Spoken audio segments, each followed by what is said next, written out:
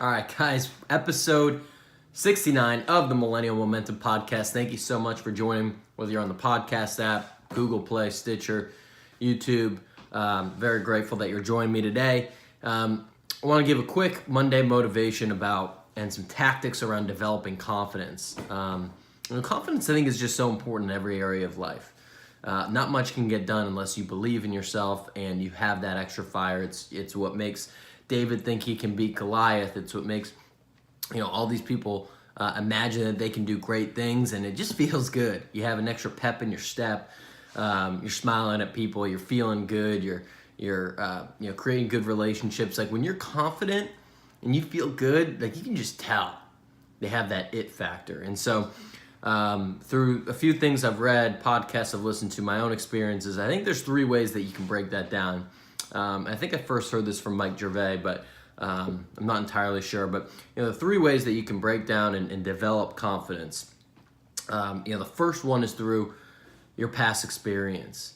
And Truman Capote says, failure is the condiment that gives success its flavor. So it's kind of like the first time you do anything, it's really intimidating. I remember when my sales career started formally when I was in college, and I was selling Cutco knives, and you go into people's homes and you do a demo and all that stuff. And I remember the first time I did it, I did the demo for my mom, and it was terrible. And I think she bought a knife at it because she felt bad and because I'm her son. But then, once I got to the 10th demo, it was a little less terrible. And the 40th demo, it was pretty solid. And by the 100th demo, I was killing it. And I ended up, having a massive summer, especially the last month of the year. Was just feeling really good and really confident. And it's just that, doing it over and over, the repetition. The first time you talk to, a girl or a guy at a bar, it's really nerve-wracking. And then maybe you do it every week for, a couple months, and you start to get some confidence. Or public speaking, or really pretty much anything you do. I think the important thing is, I'm coming from a place of sales, but it applies to literally every part of your life. So I think the past experience, doing it, you're in point A, you're thinking about point Z. Do not forget about B through Y. B through Y is where you go through those growing pains, and that's where you grow. That's where you develop confidence. You say, oh, on that 10th demo, they didn't like when I said this one piece. But on the 17th, they liked when I said this one thing on page 7 of the demo. I'm going to keep that. And you just kind of take and pick and choose little by little of these past experiences. Even if you're shadowing someone, you're learning from someone, it's from your own books you read. So the past experience, learning from that, and then it helps you kind of piece the puzzle together for your confidence. The second is preparation. So, Ben Franklin said, failing to prepare is preparing to fail. Preparation is so important, especially if you're in sales. At the Cutco job, to stick with that example, we had this big binder, and it was like 40 pages for the demo. And the first time you do a demo, you don't know anything about that. We launched in Olean, New York, in whatever year, and then by the 30, 50, 100th, as you're studying that thing, after that first demo, I was so humiliated that I went back and I studied that thing. I talked before a couple episodes ago about my first sales call at Tech Target, first in person. I didn't say a word, and it was embarrassing. It was humiliating. I went back and I studied, and I read things about, B2B and marketing and sales, and trying to get myself on the lingo when I was 22, so I could be, know the talk track that my customers, my prospects knew. So it's preparing. They say when Nick Saban, who's the head football coach at University of Alabama, when he interviews for a job, he is so well prepared that he actually interviews the dean or the college admin. They're not interviewing him. He flips it around. He said, why should I work here? Why should I be your coach? Because he knows their system so well. He knows what the student life is like. He knows what the team philosophy is like. And he flips it around because he's just so well prepared. So you can never be over prepared for a certain situation.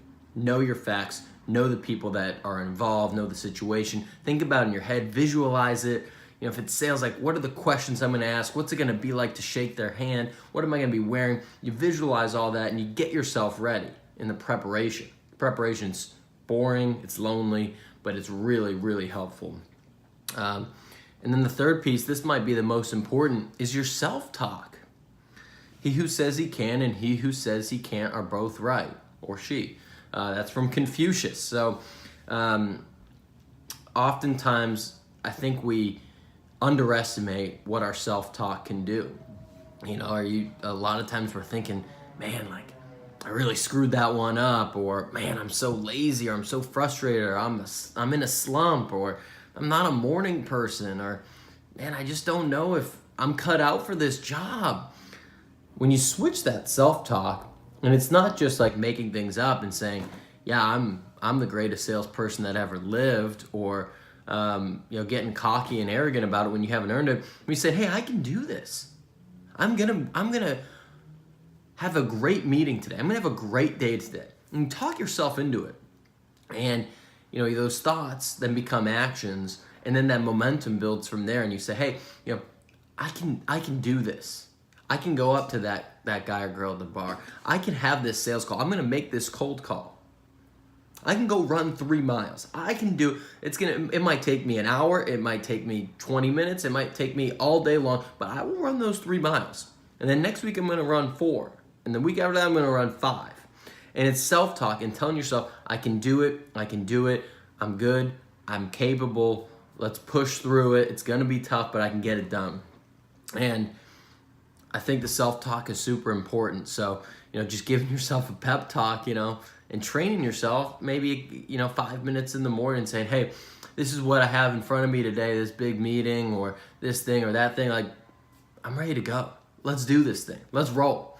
So the great thing about this formula of past experience, preparation, self-talk, it applies to everything. So try to use it this week. Think about some areas where you might be lacking in confidence a little bit, because people can tell in your voice, people can tell in your body language. And think about maybe reaching that cookie jar and say, hey, remember that past experience? Like, remember when I had that sales call 6 months ago and I killed it and I got that massive deal? Like, I'm good. And then you start to prepare and say, what did I do to get that? Oh, well, that big deal. I prepared. I was studying for 3 weeks. And I looked at all these things. I spent these many hours, and then you start to tell yourself, "Yeah, like I can do that. I'm a badass. I can get that done." And it's those 3 things that can take you and propel you to the next level in your confidence. And when you're confident, you can get a lot more done. So, I hope you found this helpful.